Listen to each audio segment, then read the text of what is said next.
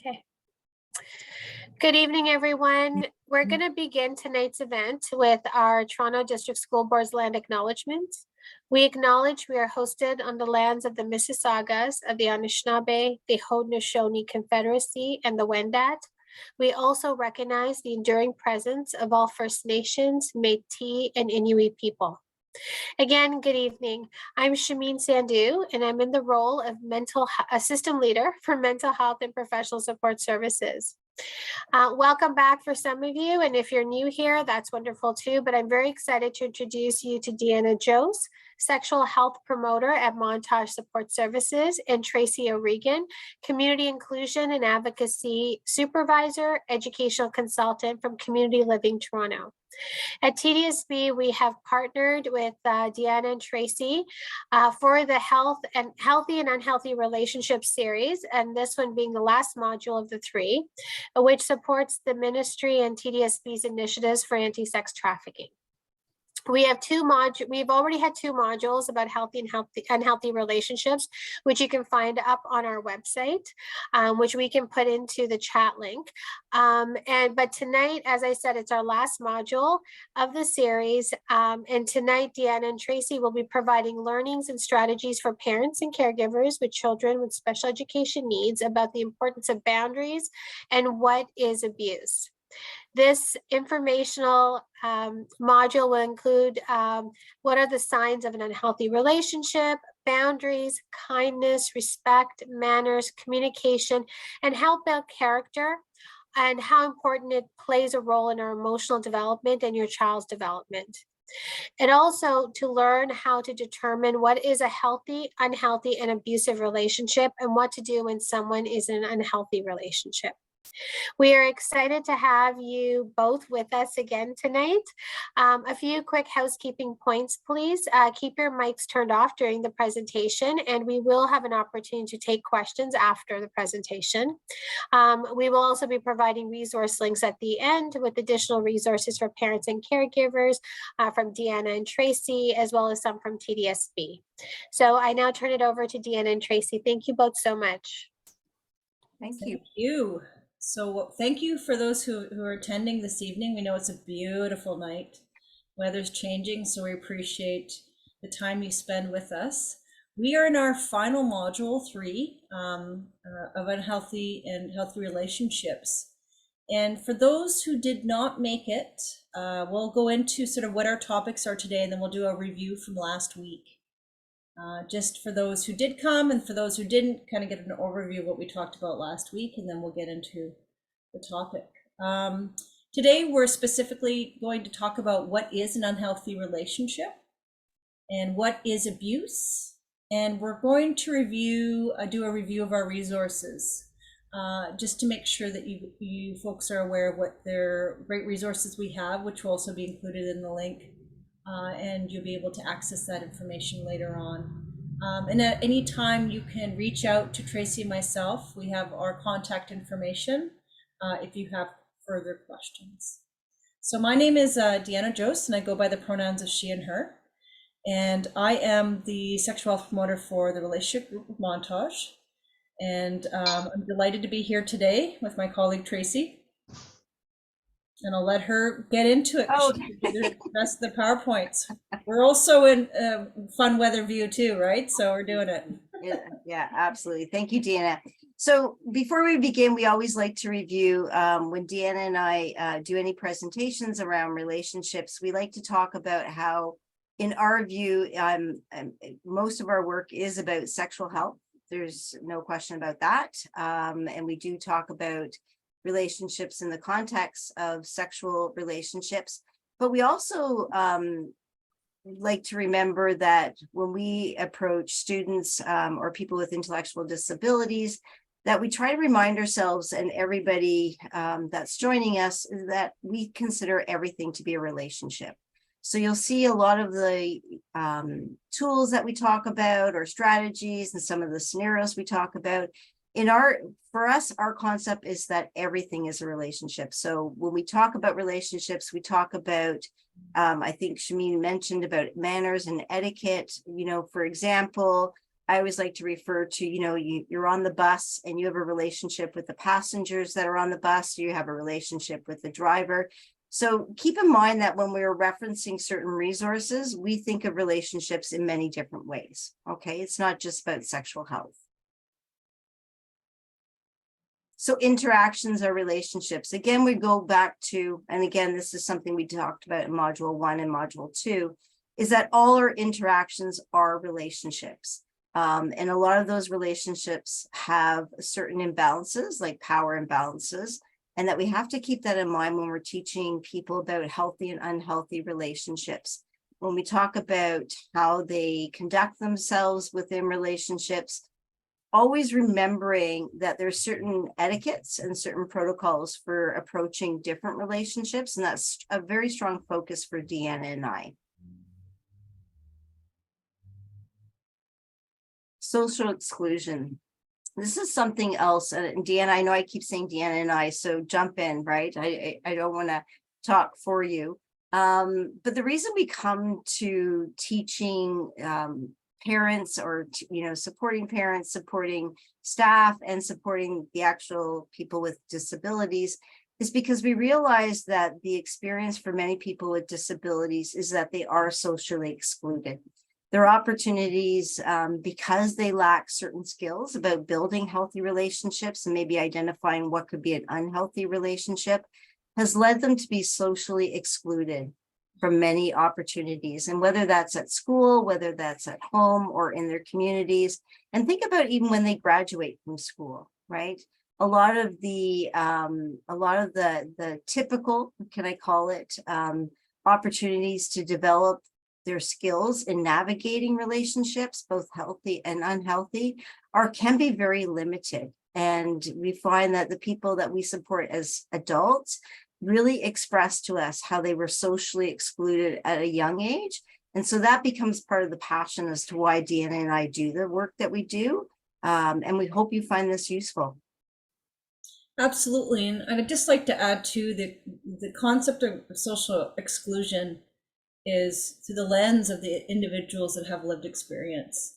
And having done these types of workshops, Tracy and I have come to realize that the exclusion is what prevents people from understanding what a healthy relationship looks like. They just simply don't have the experience, and what little they do is often negative.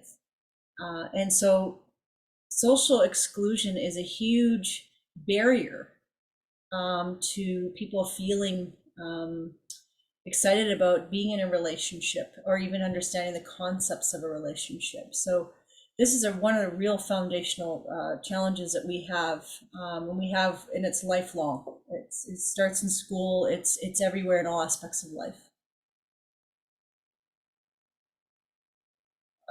Last week we talked about healthy relationships, and I just want to quickly recap before we get into the conversation about unhealthy relationships.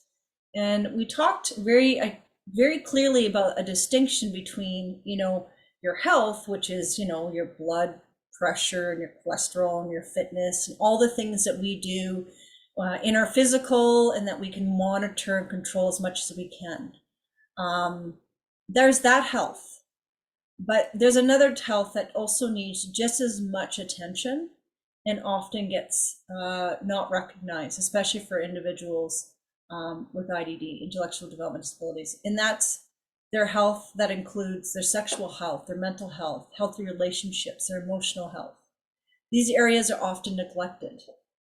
And so we want to really focus on not just your heart health, but your health overall. And let's be clear. We know blood pressure and your physical fitness releases stress. We know that you get more stressed when you're more isolated. And mental health is definitely a conversation we've had more and more, especially for those of us who've just gotten through the pandemic. We all had that experience of what kind of unhealthy challenges that we've had and how those things are affected. And so we focused a lot on this two area, but more so just the mental, the healthy relationships, the emotional health. We need to build that up more, which is why we're having the conversation about what is the difference between a healthy and unhealthy relationship. We have to be direct and clear and provide provide a conversation, open conversation about what those two things are, the distinction, and how do we support and understand and see those things. And so that broad piece here. So we're going to talk specifically about unhealthy relationships. And I guess before, Tracy and I will sort of chat about it, but what I just want to say when we kind of leading into that social exclusion conversation is most of the individuals we support, have done workshops with, we're in contact with, only know this type of relationship. That's it. This is it. This is their baseline. And so the concept of healthy relationship is completely foreign to them, unless they have experiences within their home or have experiences outside of the school system, and maybe that's been intentionally in their community set up for them, but not often do we see that. And so why we talk about unhealthy relationship is we just want to really talk about the baseline of what most of the individuals we support actually experience, and has a lifelong effect with everything they do in their life, every decision they make based on that. So that's why we're excited to have this conversation and educate people around how do we build people up. So I'll let Tracy jump in. Yeah, and just to add to that, I mean, Deanna's correct. I mean, most of the people that we support have it's really easy for them to understand or point out the unhealthy relationships, right? They can talk about the problems. And I think a lot of that has to do with sometimes their experience as to how they get their attention. And I'll talk a little bit about what I mean by that. Many of the people that we've supported have come into contact maybe with people in places of power, like teachers or parents or other community members, and have come into contact with the law, right? So when we look at some of the behaviors that are outlined in unhealthy relationships, it's because they've been, I don't want to say attacked for their behaviors, but they've been acknowledged, like relationship and the etiquette that comes around it has only been acknowledged with them in a negative way. So people point out what they're doing wrong, and and that's their experience. And so when you look at the module before that, we do want to help focus on healthy relationships. But in order to do that, we have to identify what's an unhealthy relationship and what their experience might be.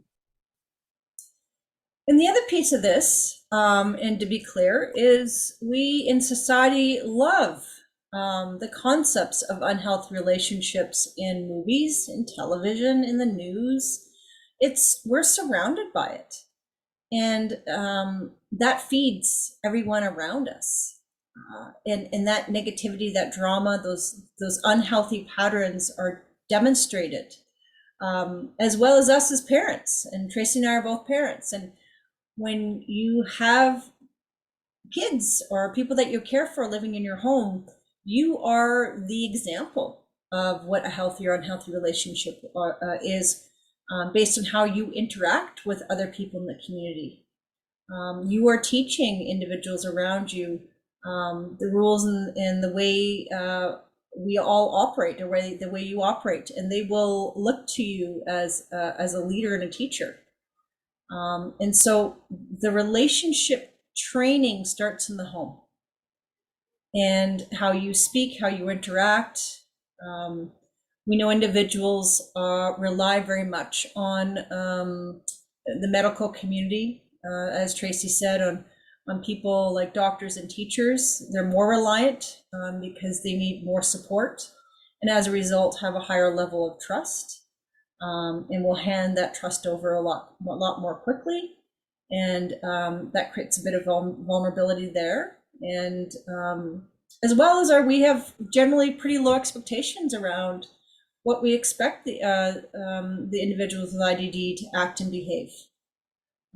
We don't set a standard where maybe you say please and thank you or hold the door open. We don't do that. They have capacity. We don't think about that. We're thinking about all the other things, which is understandable. But let's round it out, and we just want to talk about all the possibilities of where we learn and how we add little nuggets and provide opportunities to shift that over time.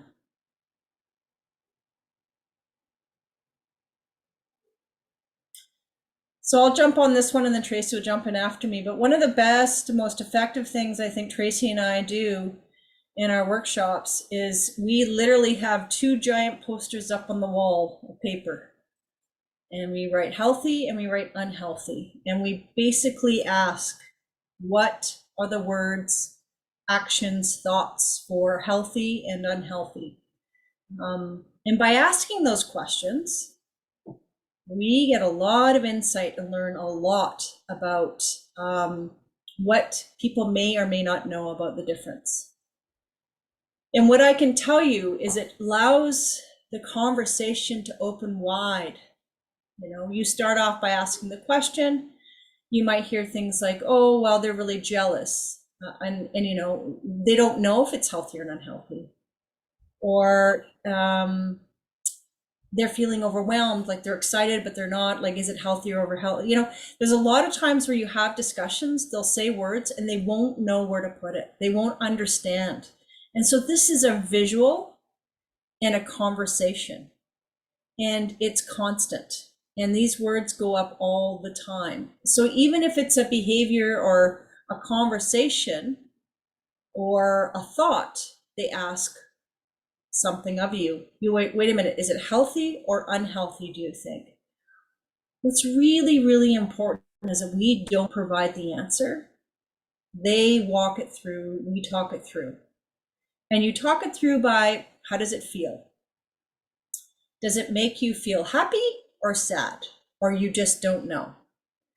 And healthy and unhealthy has to be a conversation around the attachment of a feeling or a thought.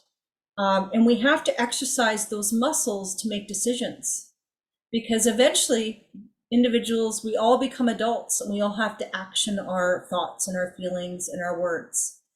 And we may actually have, if without exercising those things, we will never know. So for instance, love is healthy. Absolutely it is, but it also can be unhealthy as well. And so taking something as, it's not as literal as that. So the conversations are constantly open. So this is a great way to visually have a conversation. And also take television shows. People love to watch a certain television show. You can dissect the television show and say, well, what was healthy in the show and what was unhealthy, right? As a way to start working those muscles and exercising and have conversations. And it's incredibly effective. Tracy, I'll let you jump in next too. Yeah, and I think there's 2 things that I'd like to add to that when we start the conversation using, you know, this type of tool. There's 2 things that when we're doing our workshops or we're trying to teach people about the differences in relationships, there's 2 things we really want to be mindful of, right?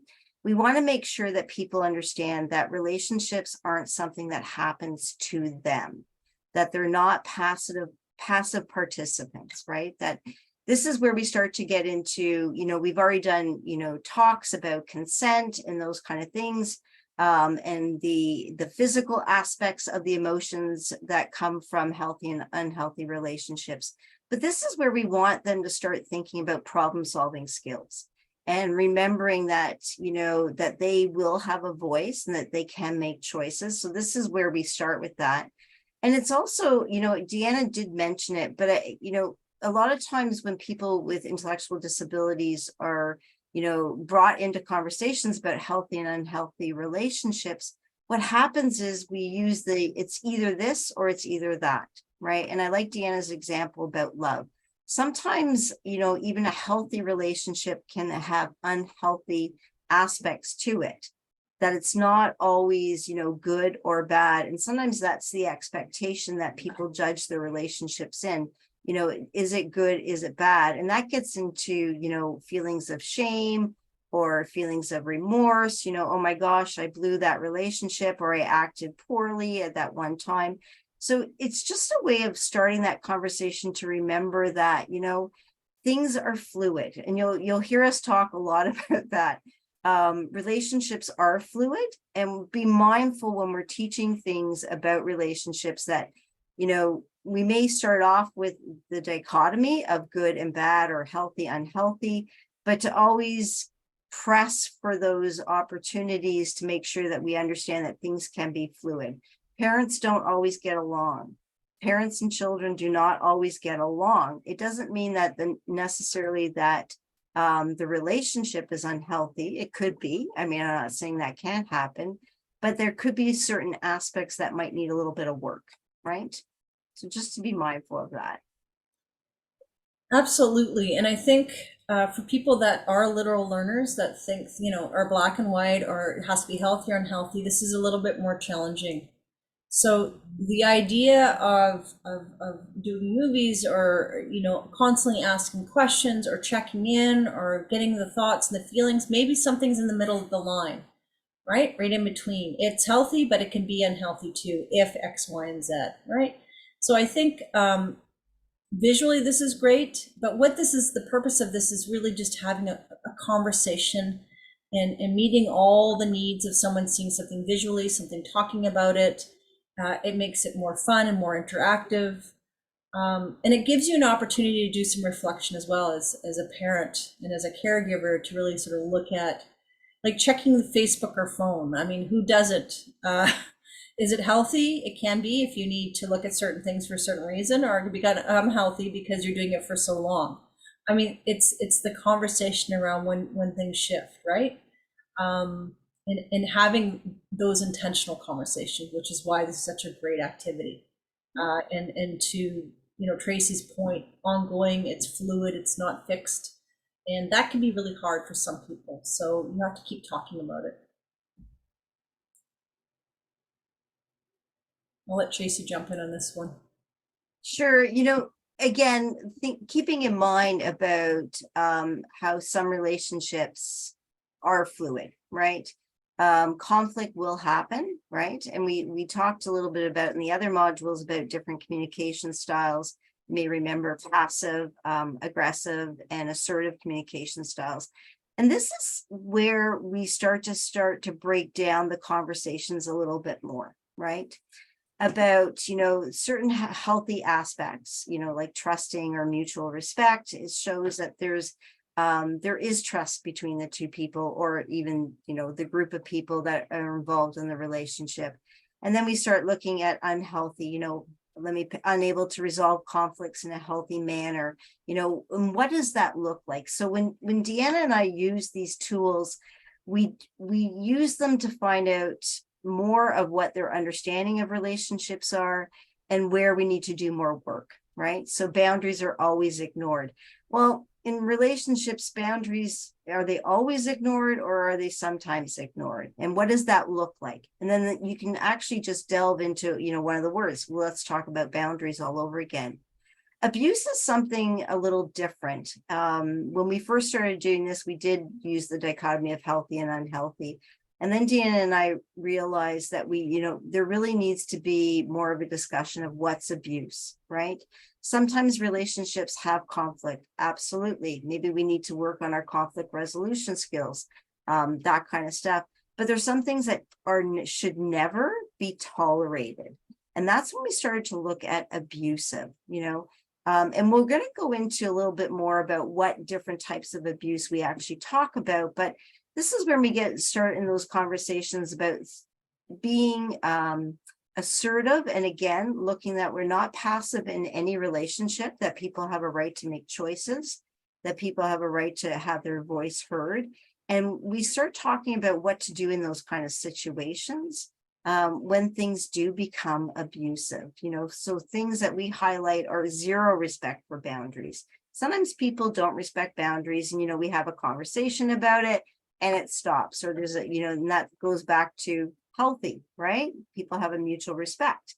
But when things get out of hand, so there's like no respect for boundaries, lying and manipulating, we start to, and again, this comes from a lot of our experience in work, and Deanna's in particular, when it comes to trafficking, we start to actually focus on where are things crossing the line, and when do we actually have to step in and maybe seek help from others? Danny, do you want to add anything?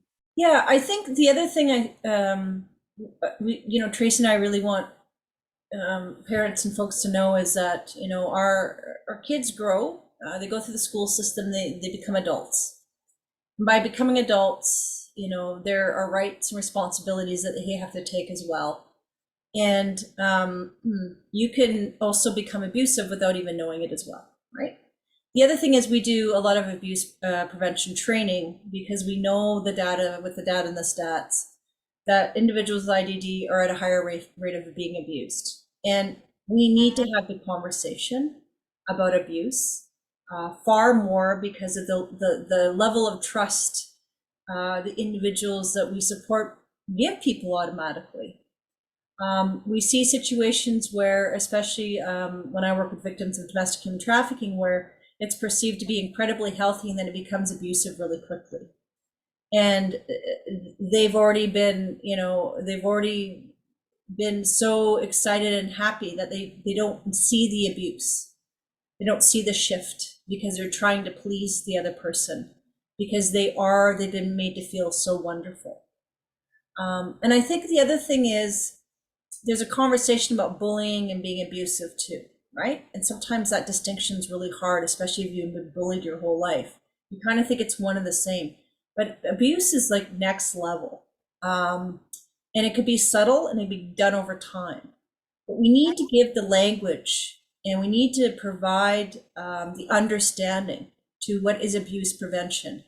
And what I want to make really clear in this conversation today is, as a sexual health promoter, Tracy and I are less interested in teaching people about, you know, having sex and more about abuse prevention relationships. That's what sexual health is. It is about empowering people to have the knowledge to make decisions on their own autonomy. And so by having conversations as simply as what is healthy, unhealthy, what's abusive, this is what every human needs, regardless of ability. So we need to know and people understand when we get into the abusive, the context, which is why we ended our 3-part module with abuse, is that we need to understand where it sits and how to educate parents and caregivers and teachers and everyone around us about the distinction between the three. And to know that with this education empowers the people and the individuals that we hope to educate, and you as parents can help with your kids or whoever you're caregiving for.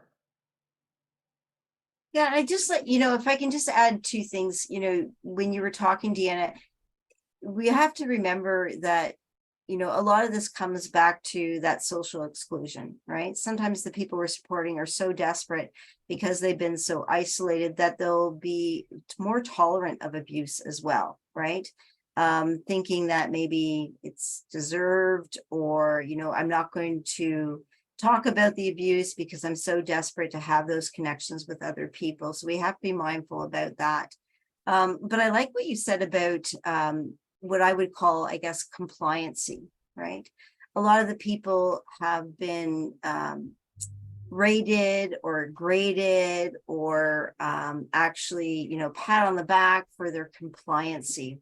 And so sometimes that's the only behavior they know how to show, and they'll be compliant, so to seek that, to break the cycle of isolation. So we have to be mindful that when we're teaching children to, you know, follow proper etiquette, maybe is a better way of looking at it, than being less compliant. So think about how those languages are used: compliant, complacency, being compliant, behaving well, that kind of stuff. And more about thinking, how do we change maybe their abusive behavior, because they can be abusive themselves, into a form that's more acceptable. Okay. Yeah, and what's really powerful is to use the word abuse, right? Being abusive, using the language. It's a strong language. But when you use the language accurately, it gets people's attention, but it also aligns people and holds them accountable in all aspects, right? So these are strong words, but consent is an important word. Abuse prevention, healthy, unhealthy, all these things are kind of more abstract. Healthy, not healthy, but abuse is abuse, right? So we're going to break that down with you now around just what the different types of abuse are, and we'll get into more of those discussions. I'll start it off. Abuse is a behavior that scares, isolates, or controls another person. Abuse may be a pattern or a single incident. And what I like to give an example of is if you have driven in Toronto on the highway system, chances are you have abused someone or someone has abused you by definition.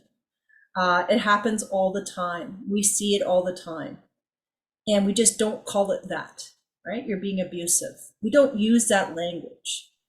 And we also see it in movies and television, cartoons. It's everywhere. Abusive behavior is everywhere. We see it in the schools, and we see it in many situations, but it's not the language we use. And so when I say abuse, when you're saying you're being abusive, that's a strong word rather than saying you're bullying me or being mean, right? So thinking about what that definition is and how that person feels and what that actually means. Tracy, you have any thoughts? Yeah, what I'd like to add to that is, I always go back to, and I guess it's from my experience in teaching these groups, is, I always go back to the physical feelings that come with that, right? Like sometimes that's the easiest way to explain it. If someone is being abusive to you, I mean, sometimes our children can be abusive, right? In our own homes, I mean, that is something we've come across. And so instead of, I like what Deanna's saying, and we'll get to, one of the tools we talk about naming it. And it is about saying you're being abusive, but it's sort of like, if you can remember, well, my age is a little older, I guess, when people say, how did that make you feel? Right. So when you did that to me, I felt like this. And how do you feel when someone does that to you? And sometimes that's a good way to have that kind of conversation. If you feel that the ideas of abuse or unhealthy relationship is really abstract, talk about the physicality behind it, right? Like, were you shaking? Did you start sweating? Did your stomach start turning? I mean, children that are having difficulty in school, that's one of the first signs, right? They start to complain of stomach aches. They start to complain of headaches. So I would recommend always referring back to the physicality, like the physical sensations that you get from abuse, to help people really understand how difficult it can be to go through these emotions. You're validating the emotions, but you, like Deanna always says, we're always naming it, right? Like be very, very clear and concise when you're naming it. But just as a mindful tool, sometimes it's really helpful when we talk about how it makes you feel, like the physical things that come out of abuse. I think it's also important to realize that we're all human. We have situations where we are abusive. Maybe we talk or we feel or we see it. If you have time to reflect or just to sort of talk about it later when things are calm, remember if that conversation is always intentional, or you put it in later and saying, oh, you remember when that happened in the car? This happened and that happened and this is how I felt and I'm sorry you felt that way. Like being able to talk about it, maybe not in a moment, but later on to reflect is also really important. Because by naming it, people understand it more and it becomes more familiar. And then people will just say, hey, that makes me feel X when you do that, right? They start to advocate, speak about their feelings, open communication, things shift in a really amazing way, right? Or oftentimes someone will say, they'll say something and I'll say, well, how did it make you feel?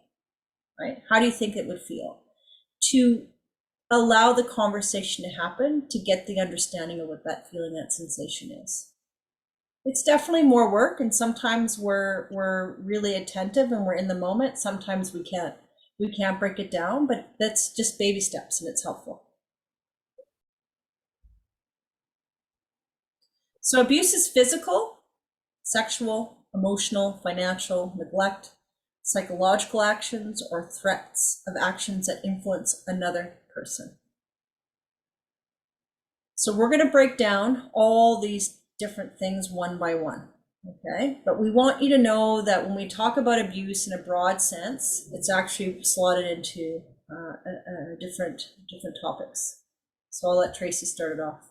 Yeah, sure. So financial abuse, someone uses our money to buy themselves stuff when you don't want them to. And, this can take many forms. And sometimes this is one of the easier ones, I want to say, to teach people.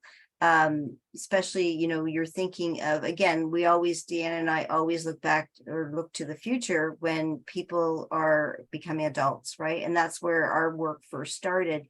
And abuse can be certain things, right? When it comes to financial abuse, it can be that subtle, oh, can you buy me a coffee? Can you buy me this? Can you buy me that? It can start off really subtly like that.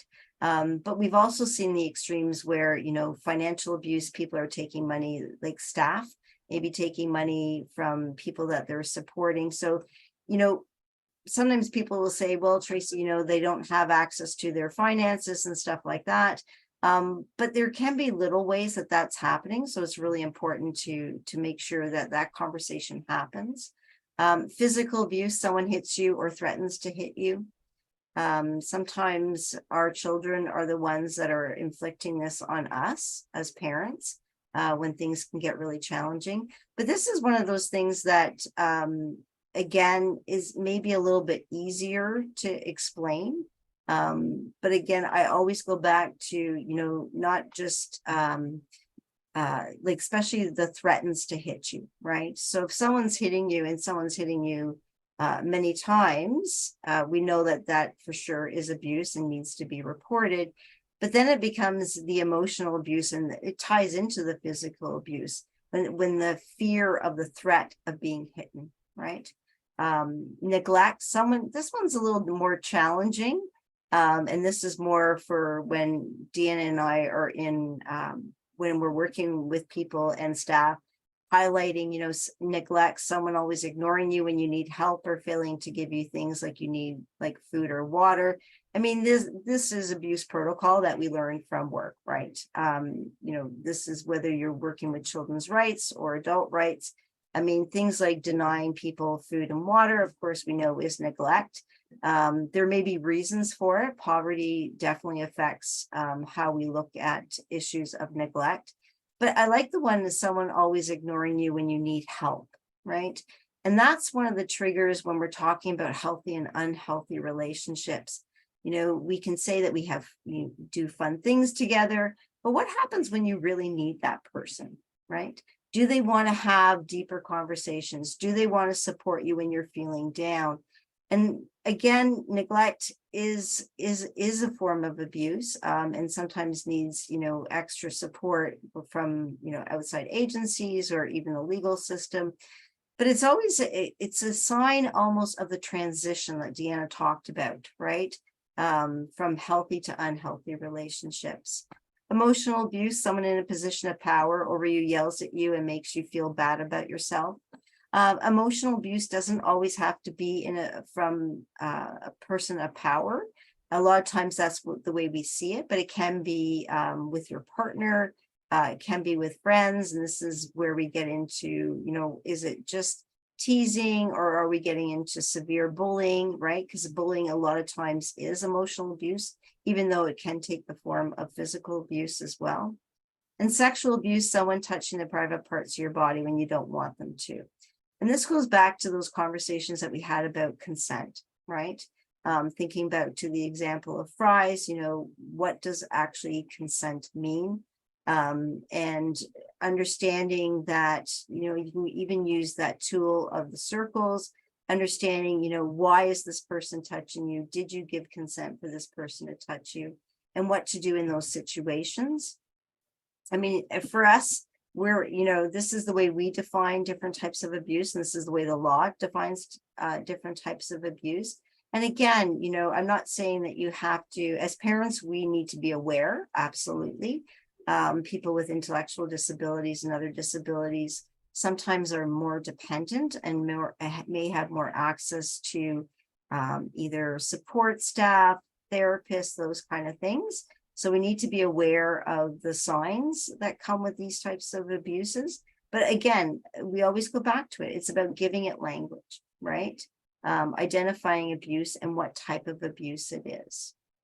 Yeah. Deanna, you want to add anything? Yeah, I just want to add a few things around just some great interactions or activities that we have done to put just experience to these headings, and also for people to kind of exercise some of the muscles around what these things mean, right? How to advocate for themselves.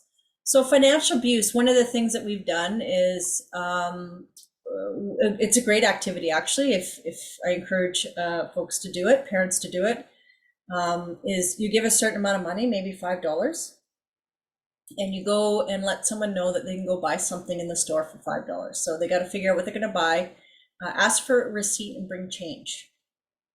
One of the things that we do a lot of times with the adults in the programs that we work with is we want people to have some financial literacy and have some conversations. And if they've never had it, we encourage parents to provide that opportunity so they can have some experience, because we know that individuals have very little control of their finances, if at all. They may, some people have never held money in their life. They've just always been, this. But it's helpful. And what I want to just sort of give you an example of, I had a young lady who loved this burger place across the street. So mom gave her $10. We knew that the thing that she wanted to buy cost a very specific amount of money, and we knew that she asked for the receipt and bring the change back. So we knew the price. We know what to do. We also didn't want to do the debit card. We want financial literacy to actually be holding the money, the tangible piece, putting into something and having this experience. If we have capacity, right? The idea is to go. So she went, she got her burger, she knew the price, she brought back the change, and she was shortchanged $1. And we're like, okay, well, maybe she dropped it. We went through the scenarios of what could happen. And we didn't want to say that she's been ripped off or anything has happened. Let's see if there's a pattern here. Well, it turns out every single time that she went in, she was always missing $1. So by the third time, it became obvious that this was intentional, right? So I went in with her, and I asked, for the special. I asked for the price, and she said but the long story short, we've discovered that he's been shortchanging her, right? Because it was easy to do. He knew that she wasn't financially literate. We hear this story all the time, right? But the idea was she was there, she understood, we had the conversation, and he knew moving forward that he couldn't do that again because someone else was helping her and supporting her in terms of our financial literacy. And she also knew exactly then. And after that, she was like, okay, I have this, this, and this. And in fact, she was more determined to learn what her change was than she ever was before. And that empowers someone to have a little bit more financial literacy. And even if they can't name the loonie or the 5 cents or whatever, they know the kind of look and that sort of piece. But just doing something once that they love to do and pay for it themselves is really helpful. Because many aspects, the same with tipping or the same with going to a restaurant, have them involved in the conversation to kind of bring that up and have it. And we're not saying that everyone has capacity to understand the financial, but just being part of the conversation is incredibly helpful. Physical abuse, someone hitting you or threatens to hit you. Well, that's always in the school system. That's always in society. We see it all the time, right? And so again, when you're teaching it, we have to talk about situations where maybe someone hits you by accident, or how do you know it's intentional? How do you know it's physical abuse? And sort of break down the different scenarios, right? And so we have those conversations. One of the most interesting conversations I had was about neglect. We had a gentleman, actually, when this was introduced, this concept was introduced by some staff many, many years ago, before Tracy and I were around. A staff had said, we taught these concepts to people and we were really excited, but they were so literal in the conversation that they didn't actually explain the concepts of it. And so this gentleman the next day, I guess, was supposed to be, staff were supposed to bring or he was supposed to go out with staff to go to get his Tim Hortons coffee, and they couldn't take him. So he's like, well, I'm being abused, I'm being neglected, and he called the police. And so the police came, and because they didn't know what was happening. And it turns out, he understood the language, but he didn't understand it wasn't neglect, because what had ended up happening was the staff couldn't take him because their car broke down, right? So the conversation has to be, it's not intentionally neglect if X, Y, and Z happens, right? So we have to think about these words, what abuse is, but we have to also show and explain different situations where it's not neglect, but it feels like neglect, right? And for those families we know who are struggling and to get food on the table, to be able to provide for their families, sometimes it's like, I'm really hungry, I feel neglected, but that's not intentional, right? This is what's happening. But the basic failings of food and water definitely is, and it's frustrating, but you might have it not as much as you want. So having the conversation, breaking it down in a way that's relatable, and there's some experience and discussion. And emotional abuse, one of the things that we tell people, and we know, especially as parents, if we yell or we get angry or we say bad things, sometimes it's for their own safety or that we're scared. And we talk about that later. But if it's ongoing, it's a different story, right? If it's a one-off, so being able to explain it. And touching someone's private parts of your body when you don't want them to, that's sexual abuse. One of the things that you really need to understand and be able to explain is that there are going to be situations like when you go to the doctor, right? You're having a physical. You have to be able to explain, you're going to see the doctor, this is what's going to happen. You may not want them to touch it, but they have to for these reasons, right? So being able to explain the different types of people that might touch your body, but also they should be able to tell you, and you should be able to tell someone and sort of build that trust. But all these meanings by definition are one way, but we have to be able to explain and talk about it as well as you have experience or you go into situations. So it doesn't become a red flag every time a situation happens, that people can work through it. Tracy, do you have any thoughts? Yeah, I mean, you want to be careful not to shut down the conversations, right? And I mean, like you said, we're as parents, yeah, things can get really busy, and things can move really quickly. Sometimes our instinct is to say, oh, that wasn't abuse, don't worry about it, that kind of stuff.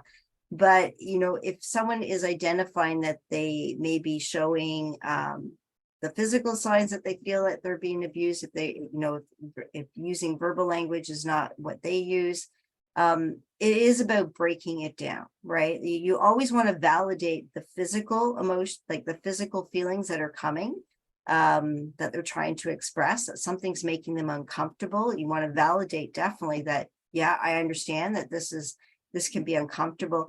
But again, it is about breaking down. I mean, we're using big words here like financial, physical neglect, emotional, and sexual abuse. I mean, those are typically, as parents, that's what we have in the back of our mind, right? Like that, those are the things we're looking at. The reason we're trying to highlight them here is when people become adults, absolutely, or when the legal system does get involved, these are the terms they're going to be using, right? But they're ways of organizing. As a parent, I don't want to make other parents so fearful or paranoid and those kind of things, because sometimes we want to protect our children. That's absolutely what we want to do, but we also want ourselves to have that language, right? We want to make sure that we may be understanding some of the signs that when we see our children with developmental disabilities interacting with other people or acting with, maybe more like staff or therapists and maybe even the other children, or they're going to camp, we want to be aware of the signs, right? And we want to be aware of the different types of abuse that are out there, just in case, because sometimes we're unsure. I mean, when we start talking about abuse, people get uncomfortable. It's an uncomfortable discussion. And no one wants to wrongfully accuse someone of abuse. I mean, I think that's where sometimes we hesitate as parents and as staff that support people with intellectual disabilities.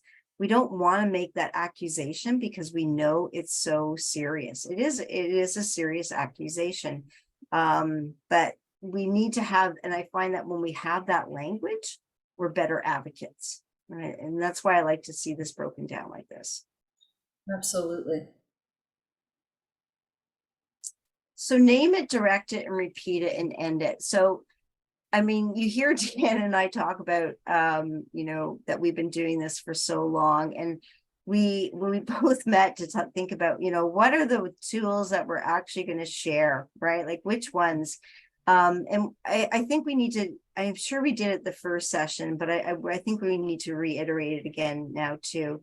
Before Deanna and I do any workshops or work with any individuals, the first thing that we do is we interview or each participant, if I can say it that way, or each student. We make that connection no matter what it looks like. So for instance, when I'm going into schools and I'm doing group work, I go to the classroom before. I want to see people, how they just typically interact with each other, that kind of stuff. And it gives us a sense of, you know, what their literacy level is. You know, do we need to use visuals only? Do we need to use other communication devices? And so when we kind of struggled when we were trying to figure out, you know, what are going to be the tools that we're going to show in this little module. But here's one that I really, really like. And the reason I like it is, you know, we'll talk about using words to go through it, but this is something that can be supported immensely with visuals. Okay. And this goes back to when we talked about consent and we talked about communication styles. So I know I say it all the time, but I'm going to say it again. There's 3 different types of communication styles. There's passive, right? You know, oh, I don't like when you do that to me kind of communication. There's aggressive, where people can get, you know, yelling at each other, or, you know, pushing and becoming violent, and then they get accused of being abusive. And then there's assertive. And when we look at name it, direct it, repeat it, end it, we're talking about assertive communication. And again, reminding ourselves that in our relationships, we shouldn't just be passive, right? That we have a right and we have responsibilities when we're interacting with other people. So here's what I mean about name it, direct it, repeat it, end it. And there's different scenarios. I mean, you know, it can be, let's say someone's touching you, right? Or maybe they're, and it doesn't have to be like a sexual touch, but maybe it's, you know, they're always invading their space, and maybe always touching your back. And so what we're trying to encourage people to do, and maybe it can be through visuals, is to name it. What's the problem, right? Name it. You're touching my back. That's what's bothering me right now. And then direct it means to direct it to the person who's actually doing it to you. So let's say it's Deanna and I, and Deanna's always touching my back. So I'm going to name it. I'm going to say, you know, you're touching my back. And then I'm going to direct it to Deanna. Deanna, you're the one that's touching my back and I don't like it, right? So it is about calling out what's making you feel uncomfortable, giving words to it. And again, you can use visuals, right? You can have a visual of someone touching you. You can have a visual of someone, you know, with an unhappy face, depending on what, you know, your child requires. And then you have them repeat it. So it's Deanna, stop touching me. Deanna, you're touching my back and I don't like it. And then if that doesn't solve the situation, let's say Deanna is unresponsive to those kind of things, and then it's about ending it. So many times when we're talking about, you know, talking about unhealthy relationships or abuse prevention, there's a lot of conversation about seeking outside help, which of course is important. I don't want to say it's not important, and we want people to be able to do that. But we have to make sure that people understand that they have some control, right? They're not dependent on someone else to save them at all costs. So Deanna's touching my back. I've told her she's touching my back. I told her to stop touching my back. And how, when after repeating it, if it doesn't end it, what can I do? So Deanna's not listening to me. She's not respecting my boundaries. She's not doing what I've asked her to do, right? Maybe take her hand off my back. What can I do to end it? And one of the simplest ways is I'm going to leave the situation. I'm going to walk away, right? So the reason I like, you know, name it, direct it, repeat it, end it, I found it to be a really useful visual tool. Like sometimes I'll just hang this up, right, on the wall, just to remind people, oh, you know, Miss Tracy, they're bothering me, that kind of stuff. And you direct it back to these 4 easy little steps. And it's a great tool so that people feel that they have control of the situation. Deanna, have you, yeah? Anyone of any abilities can benefit from this activity. And actually, when you do it, you know, when, especially if there's conflict between, let's say, a sibling or someone in the class, is they always run to someone, can you, so and so has done this. Well, actually, you're giving them an opportunity to get out of the situation and do some critical thinking and do some, they're exercising a different way to support themselves and advocate for themselves, which is incredibly powerful and helps build positive self-esteem. Absolutely. And so you're not, someone's not coming there constantly to jump in and do it, is that they're able to do that themselves. And then if they did come to you and say, hey, so and so did this, this is what I said, you know, that you get some, they get praise for it, they've done well, right? It's a very powerful way. But again, we're all busy, we don't always have the time, but if you're able to hit this a few times, it's has great long lasting effects, right? Changes. Yeah, I mean, it's an advocacy tool, right? Yeah. So think about it. You know, even if you're having conversations with your child's teacher or other support staff, if they're involved, like SNAs or EAs, I mean, this is a great tool for, I think, anybody, right? You can put it in this, you can use it at camps, you can use it in classrooms. So you may want to recommend like something like this, because it does, it's that old stop and think, and we're going to get into another exercise which takes it to maybe a little bit of a higher level. But again, even the visual itself is a really, really handy tool to have. So making smart choices model. Now this one can be a little more challenging. So when we're going through the steps, what we want to think about is, and we want people to understand, is that when, instead of just reacting to a situation, we're acknowledging that making a decision and making choices is a hard thing to do, right? And when we had our conversations about consent and not being passive participants in the relationships that we're involved in, we want people to understand that they don't, sometimes we move so fast that we expect a decision to be made really quickly. And sometimes it's not always the best decision, right? Sometimes we make decisions even for ourselves, we make them in the moment where we would really have benefited from a little bit of, you know, that stepping away, thinking about it. And so SMART is just an acronym, again, that helps people come to better choices, I would say, or help make better choices. So when we're thinking about, you know, whatever that decision is, a lot of times we use this in the sexual health model when we're talking about sexual activity. But thinking about it, because you hear those expressions in the media and you see it, like Deanna always points out, and rightly so, you know, we see this modeled in movies and we see it modeled on TV shows. I mean, it's getting better, but it's still there, right? You know, we talk about, you know, sexual harassment or sexual assault, and we think about, you know, you hear those comments, well, in the heat of the moment, right? It happened in the heat of the moment.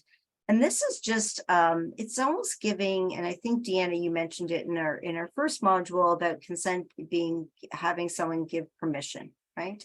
And when you follow this model, it helps people understand about consent and helps people understand about what it means to give permission. So we think about, you know, there's a decision to be made, right? And we tell them first to slow down, right? Think about what actually you having to make a decision about.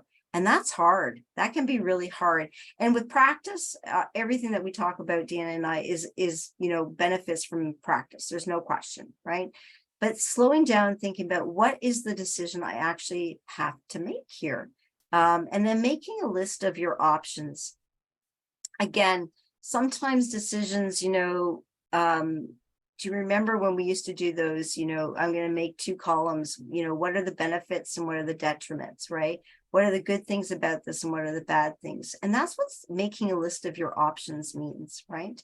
You know, if I don't do this, what are my other options? If I'm seeking intimacy, for instance, what are my options? Does it always have to mean sexual activity, right? Does it actually have to mean sexual intercourse? Or can it mean, you know, holding hands?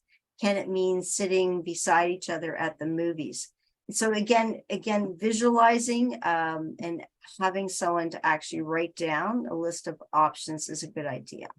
So analyzing your choices. So again, thinking about, well, if I make this choice, what could be the outcomes, right?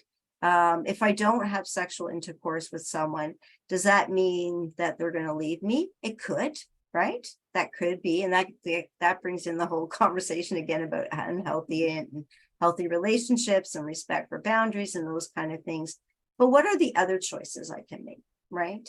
What we want people to understand is that, sometimes we don't always make the right choice. That's okay. I mean, that happens to us all. And Deanna mentions a lot about being reflective. Absolutely. Right. So looking through what choices are available, what's going to happen when I make a choice, and thinking about, oh, you know what, thinking about to the next experience, maybe I'm going to make a different choice. And why is that? Right? Because that choice did not have the outcome that I wanted. And then it's about reaching a decision. So you've slowed down, you thought of your options, you think about your choices, and now you're ready to make a decision, right? And so you make that decision. And at the time, sometimes it's sometimes when you're reflective, we have to be careful about not shaming, right? And making sure that when we're reflecting about a decision that we made, that we take the tone more of, okay, maybe why did we make that decision? And if we thought it was a bad decision, or we realize after that maybe it wasn't the best choice to make, why is that? What went wrong, right? And what can we do better? When Deanna and I approach any of the people that we're supporting these programs, we really consciously make an effort. I mean, I'm not saying we're always successful, right? We try our best. But to make sure that we're not damaging someone's self-esteem, right? With the idea that we always want people to be empowered to make their own decisions, not always being reliant on others. But if people need support, absolutely, who do they go to for that support? But again, it's always about feeling good. I mean, we know that, the more we learn from even our mistakes, I mean, it's a cliche, but it's so true, and bad decisions, hopefully going forward, we're going to make better decisions, right? So SMART is another one of those things that I put up a lot. Sometimes I don't put the extra words, right? Like the slow down, make a list. I just use the acronym SMART. And again, it becomes a reflective tool when we're doing our exercises for students to look at, and you see them, looking at it. Was that the best decision? Let's go through SMART. So hopefully this is one of those tools that you'll find useful as well. Deanna, do you want to talk about any of your experiences with it, or?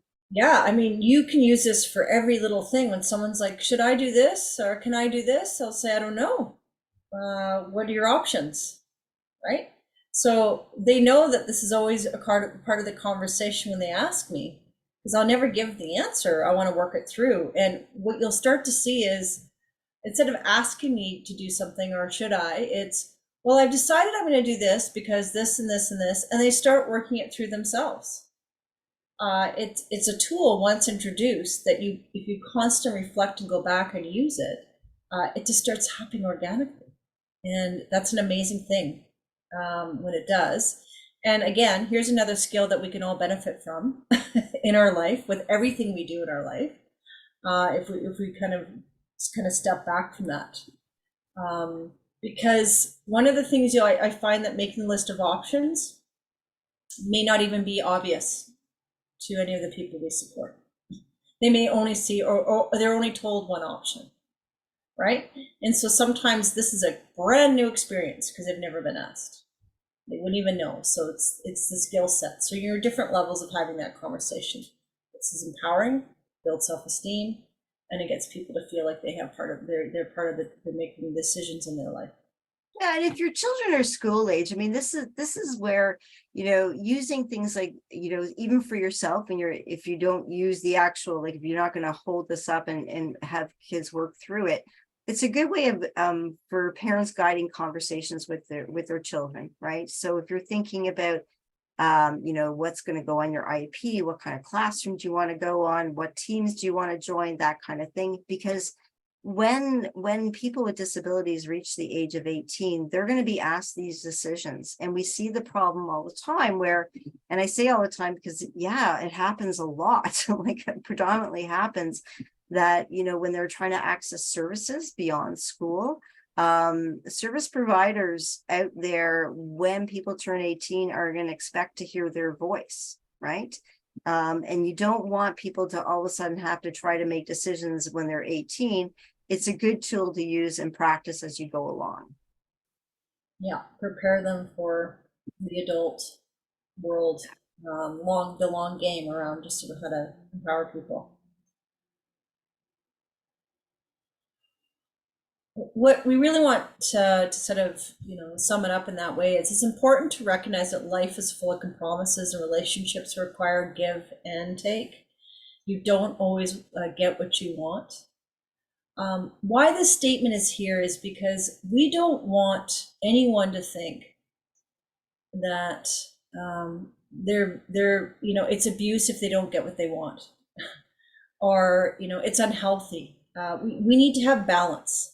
It's like you have all the rights, but you have to take responsibility for others as well, right? That concept of a balanced approach. It may feel abusive, but it's just because you didn't get what you want, and being able to have that, and that every relationship that you have there needs to be consideration for both sides.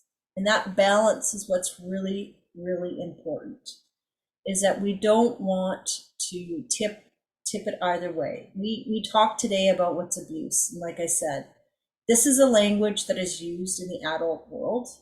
If, as we go through life, we call it something else. But we have to always constantly remind the individuals we support and everyone around us that there are going to be things that you don't like, that you don't want to do. But that's life, right? There's certain pieces, as long as we talk it through, we work it through. And I think Tracy and I are all about getting the balance of that conversation, and it may not always be clear, but again, attach the feelings, and being able to speak out loud as it happens, like with the SMART model, talking those things through around sort of what are your options. You may not like the exercise of the options, but you have to make one.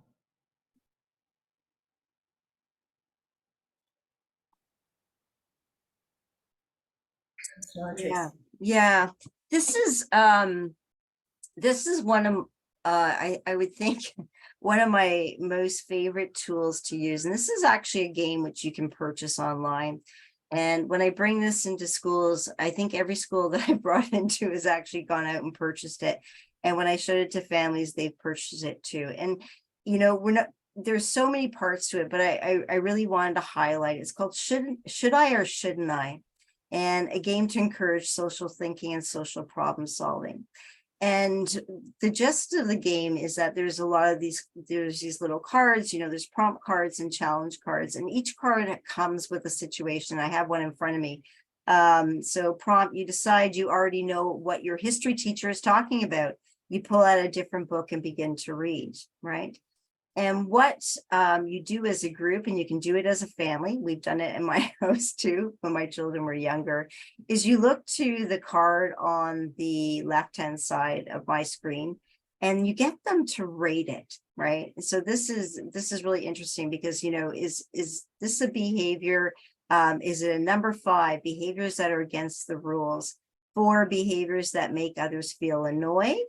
Behaviors that make others have weird thoughts, behaviors that are fine and okay, or behaviors that make others have good thoughts, right? And it breaks it down a little bit. But if you're struggling to find those opportunities, or you find that the conversation, when you're teaching kids about, social etiquette, and then again, this just happened to be a random example I pulled from the pile. I mean, there's all kinds of examples, whether, into intimacy and, farting and all these kind of things, because depending on what your child's struggling with, right? So again, we don't want to scare people, right? And we want to make some things fun. So this is a tool. And like I said, I mean, you can play this at home, right? So all members of the family are there. And if you remember from our first module, when we talked about, our beliefs and our values come from our family at first, it really helps maybe give voice to people with disabilities too. If, you know, values and beliefs, those are pretty abstract concepts, right? We talk about what our family may think is right or wrong, but this becomes a tool that, you know, families can have discussions over, you know, around whatever prompt card that the person pulled out, or, you know, and you can use a visual to support it. You know, their conversation can be from parents, you know, well, why do you think that way? Or why do we find that this, you know, what was on the prompt card is a behavior that's not acceptable, right? And then you can also bring this in once we've been through the game a few times. I also like to, I know I mentioned a lot, but I bring in the circles too. And we talk about how, you know what, maybe if this is in the community, depending on what the prompt says, then maybe it's a 5, but maybe at home it's a 3 or a 2, right? So trying to help them understand that sometimes behaviors are not absolute. Our response to certain situations is not absolute.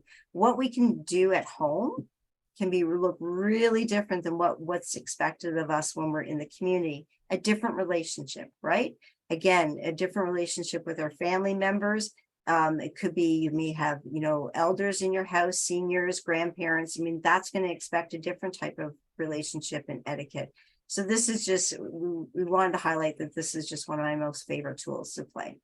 Absolutely. But it's also fun because you have your 1 to 5, and then maybe something that occurred during the day, or there's something happening out in the community. You come home and you're like, so-and-so did this.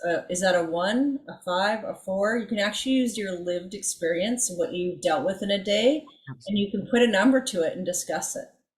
And not just be given sort of scenarios, but you can come up with all of your own scenarios. From a very private to public situation, you know, when we talk about farting, I mean, that's the fun thing with kids. It's like, well, farting at home is maybe, you know, a 1 or 2, but out in public, it's a 5. Why, right? And so it's comical to talk about basic manners, but also really important, especially if, you know, you sit at home and fart and you laugh at each other. That's fun at home, but out in the community and in school, that's a different conversation. It helps them understand why other people may have reacted a certain way too, right? And that's what I like. It gives a language, but then it may help them understand, you know, is that why people are avoiding me? Is that why I'm isolated? And then you go from there, right? You're practicing to do certain things a different way. Absolutely.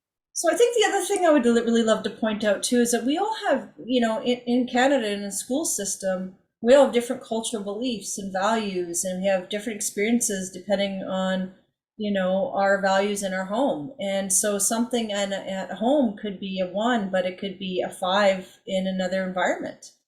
And so you have to be reflective of that as well.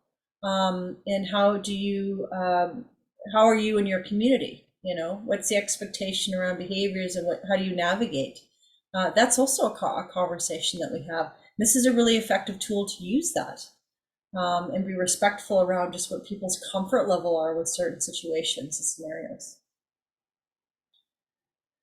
Another great tool, it's called the Road to Relationships, or the Relationship Game. This is a card game that, oh my gosh, we've had for quite a long time. And it's something that we've evolved and added to for a variety of reasons, depending on age. But we I did a video with members of our relationship group, and this is, we're going to show you a short clip of sort of myself with some of the folks that I work with, wonderful people I work with, just sort of see how the game works, explain the game, and sort of look at the interaction and the conversation we have, and obviously based on age and experience and all those. This is just, again, a directive of a conversation, but I'll just share this quickly with you guys. And this game is a game that has characteristics of individuals identified on each card. And what we're going to do in the first round is I'm going to give you 5 cards each. You're going to take a look at these characteristics, and you're going to tell me, or give up 3 out of the 5, or 2 out of the 5, or 1 out of the 5 that you don't like, or you don't feel like this person could be a good friend.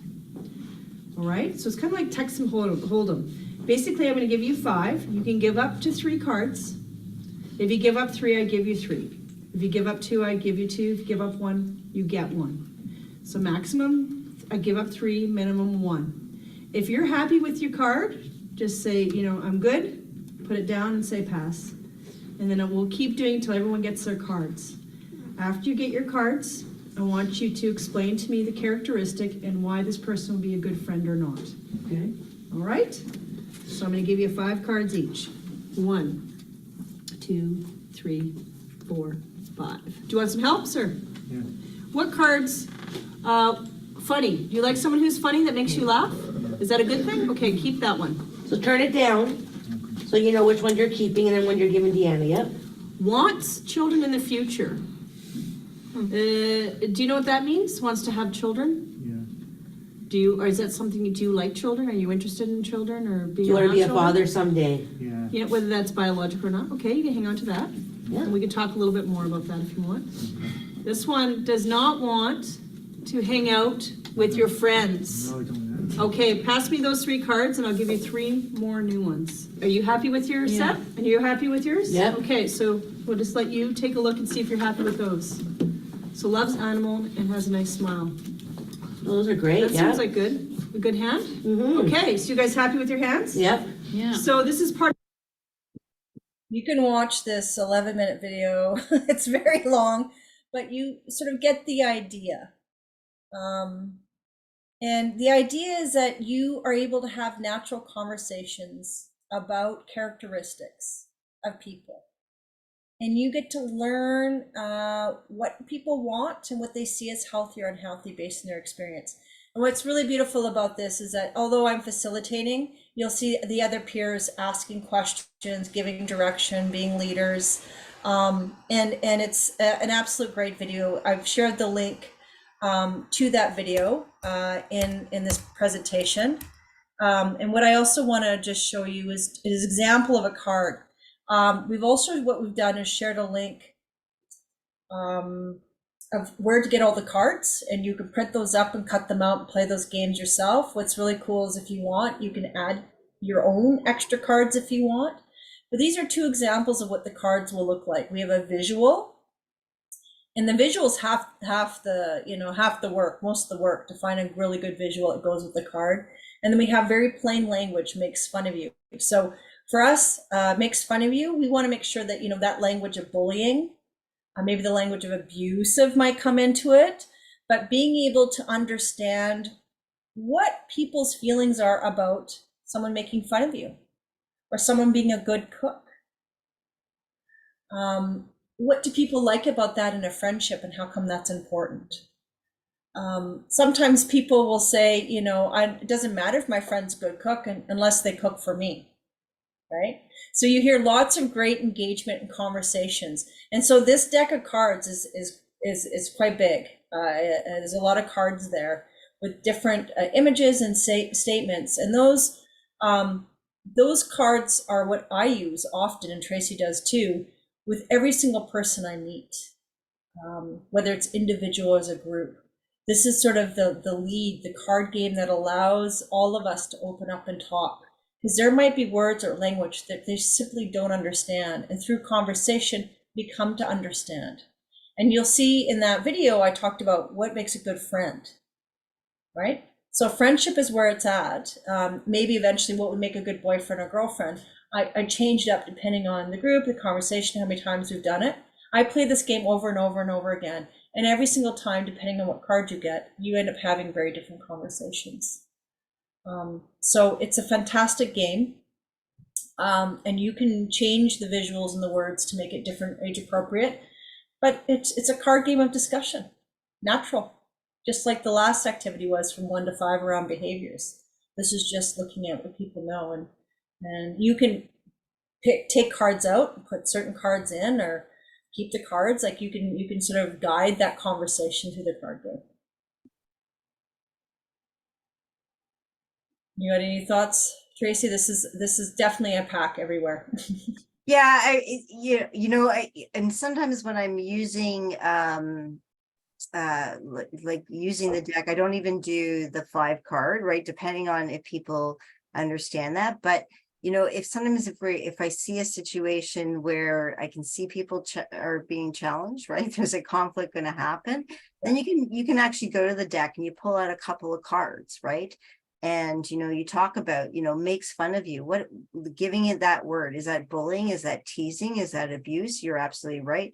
But again, how does that make you feel? What could you do if? So you don't even have to use the cards as a game. I mean, you can just use them as a tool. Absolutely. And like you said, it was funny when you were saying how many, and I'm trying to remember, I think there's over 50 or 55. Like there's a lot there. And we add to it all the time. It's for free, right? Yeah, it's for free. It's on Connectability. I shared the resources. You can share it. You can play it with your family. It's honestly fantastic. As long as you have a printer and you want to cut them up, it's great. You can add to it. We provided a lot of resources and a lot of links, which will be shared with you. But all of the resources we've shared has been touched upon in our last 3 series, our modules, or it's been we've been added extra as a way to look at it later on.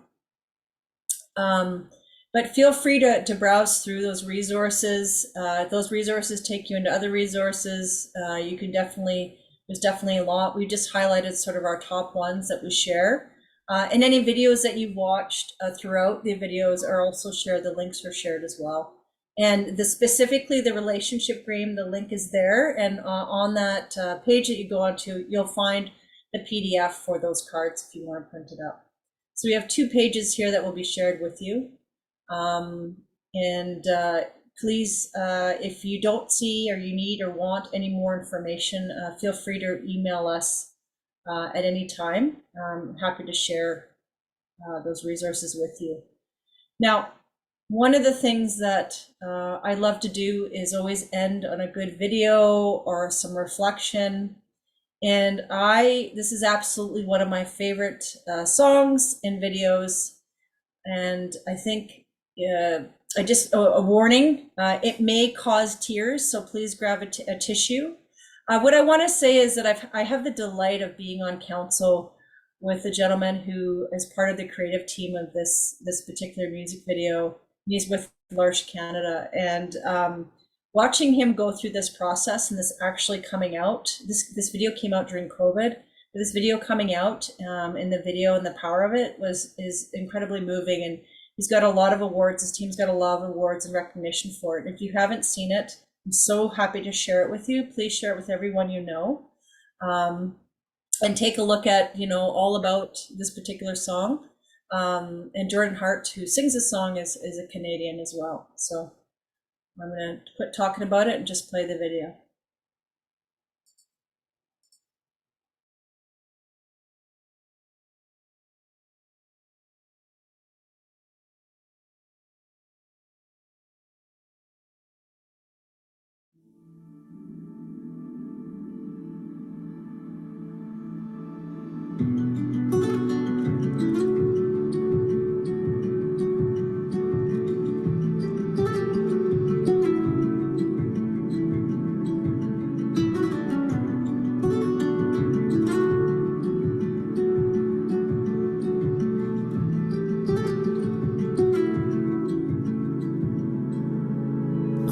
Hold your eyes, keep my heart on the table.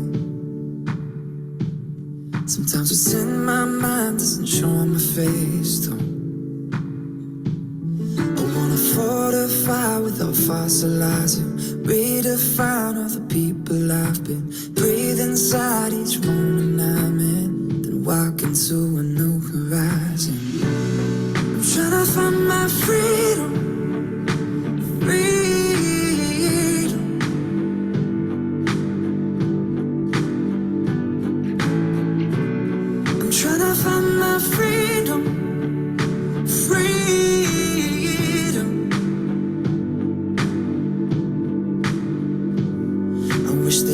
The sun without casting a shadow, just sleeping in a soft bed, tamping my halo. Yeah, I made plans, takes time to change though. Or is that just words to say? Don't heroes stand outside the fables? I'm trying to find my